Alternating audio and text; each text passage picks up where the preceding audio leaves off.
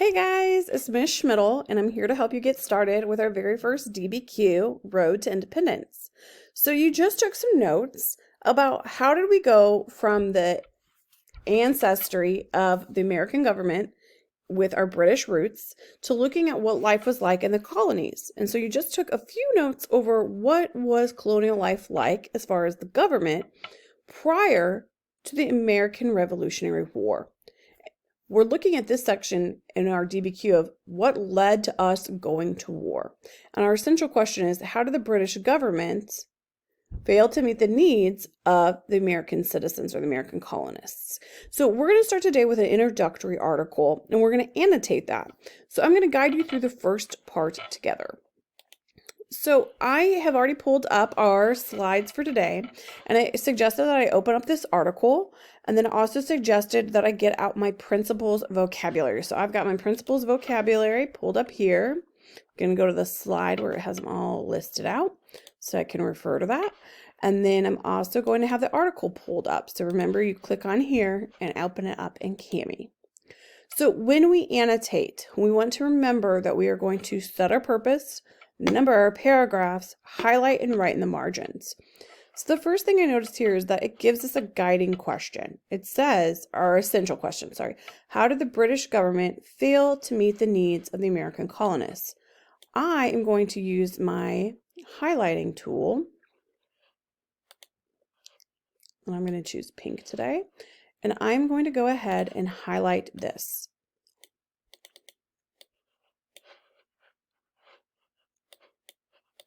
It's not going to let me highlight, oops, where I wanted to. So let me go back and delete that. So I'm going to go and click undo.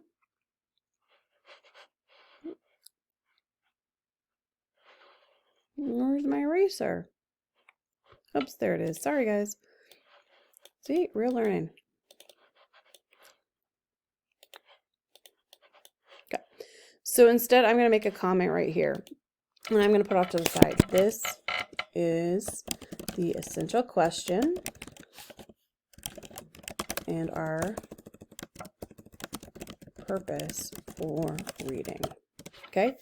At this point, I want you guys to go ahead and pause me and start numbering the paragraphs.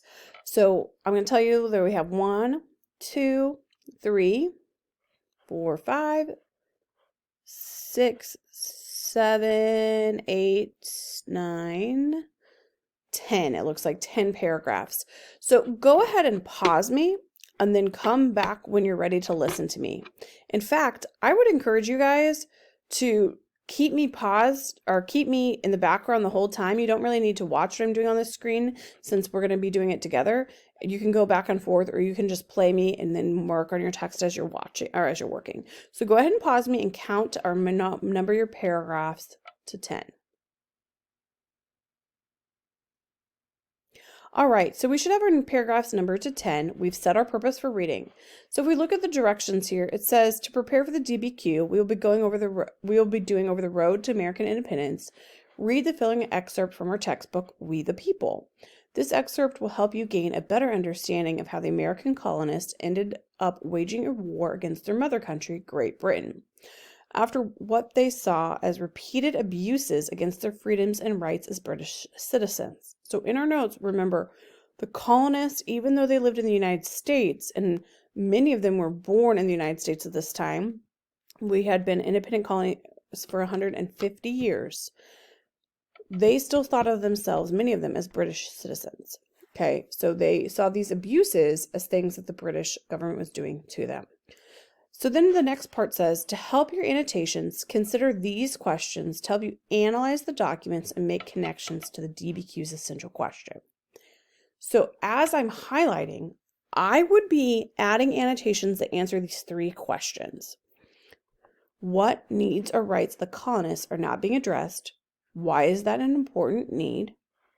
How are the British government's actions violating or undermining the principles of the U.S. government the colonists valued? So remember, I have my notes out right here about the principles so I can refer to them. And then, are the colonists justified in their response? Are the British? Why or why not? So remember, justified means that what they did was correct. So let's start reading the first paragraph. I'm going to model some annotations.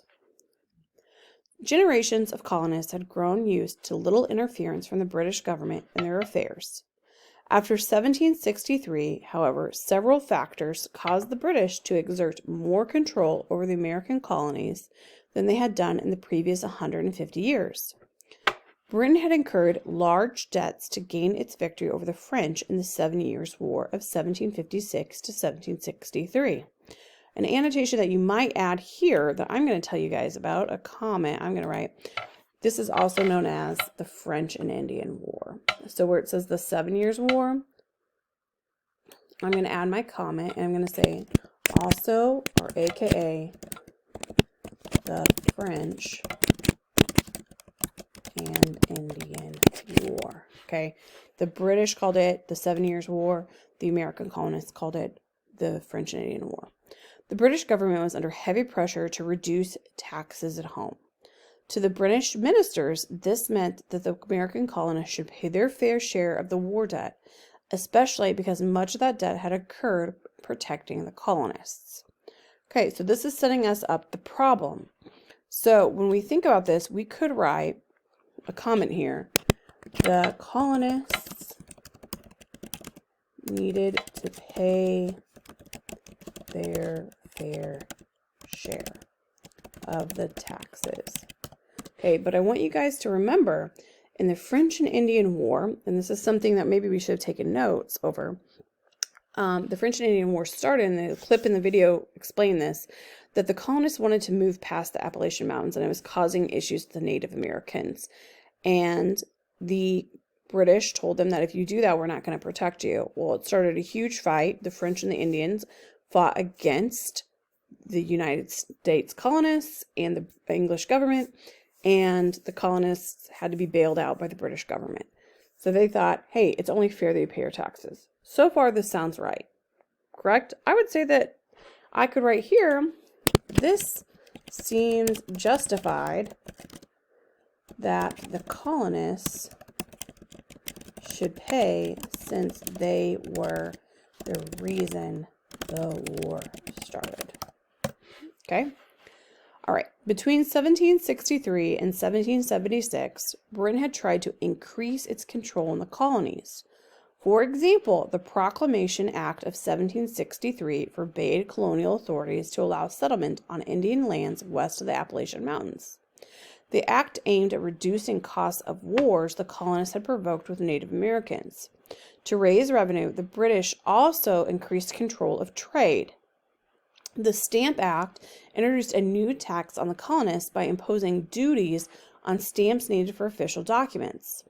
At the time, the Parliament passed the first Quartering Act, which also required colonists to shelter British troops in their homes, a common practice in England. To the British, these measures seemed reasonable and moderate. Okay, so I would highlight this, that the Quartering Act was something that happened at British. So Parliament passed the Quartering Act. I'm going to highlight that. Oops, my highlight tool.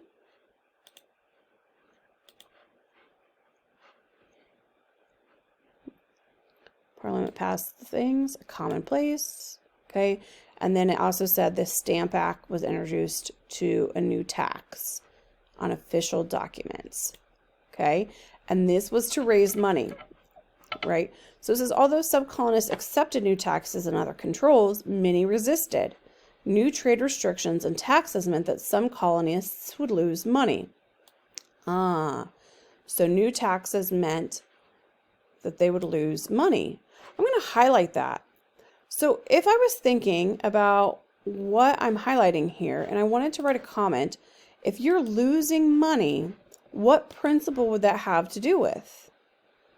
Ding, ding, ding. If you said natural rights, that would be the correct answer. So I would put a comment here that says colonists are afraid of losing their money or property. This relates to the idea of natural rights. Okay. Perhaps more important, the new regulations challenge the colonists' understanding of representative government. In the previous century, John Locke had written that the supreme power cannot take from any man part of his property without his consent. That is, the consent of the majority giving either by themselves or the representatives chosen by them. Okay, the colonists agreed with Locke. They thought the tax law should be passed only if their colonial legislatures in which they were represented. No taxation without representation had become the established belief of settlers in American colonies.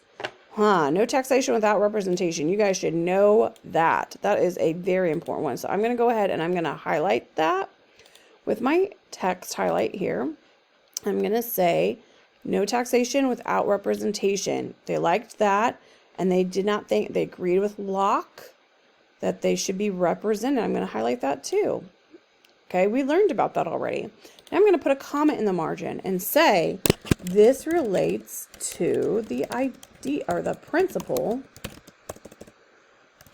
of, I'm going to go to my principles. Which one would it be? Consent of the governed, right? You have to volunteer to give up some of your rights in order to be governed. So consent of the governed would be a good idea to put on that one. So this relates to the principle of, and all kinds of crazy things tonight. Consent of the governed. Okay. So as you can see, as I've gone through, I'm thinking about these questions the whole time I'm reading. What needs or rights are being addressed? Why is this an important need? Well, one thing I could say, it's probably an important idea that you feel like you have a voice in government. So I could go back here and I could add to this one, like, why is this relates to the idea of natural rights? That we believe that people should have the right to their belongings. Okay. We could also talk about how this is capitalism. Remember, we believe in capitalism in the United States, and Britain was also a capitalist country. So you get to keep what you earn. Okay, and we didn't say like, hey, we're not going to pay taxes. They thought here the consent of the governed is you should have a voice, or people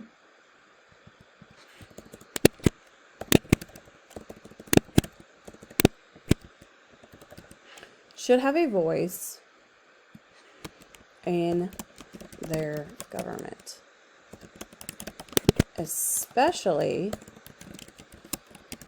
if one of their rights,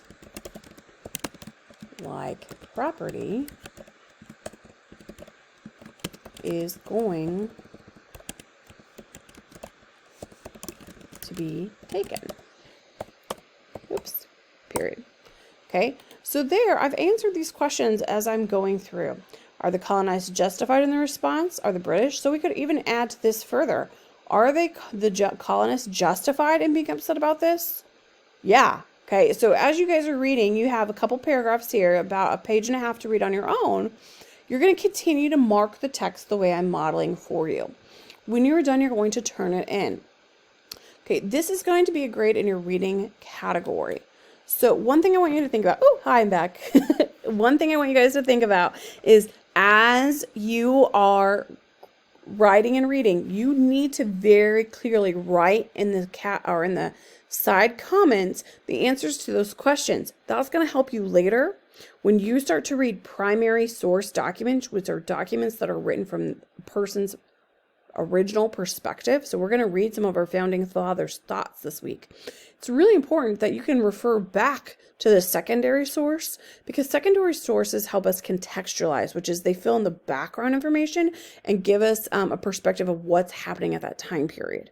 So this will help you those margin notes will help you think about what is going on in the heads of these founding fathers as they share their thoughts. So it's very important, and a skill that a lot of people are missing is making sure that when you highlight something, you're also writing comments. This time you have specific questions to guide you through what you are supposed to be looking for as you read. It's really important that your comments also include those principles. Okay, read the rest of this and submit it when you're ready. Thanks. Bye, guys.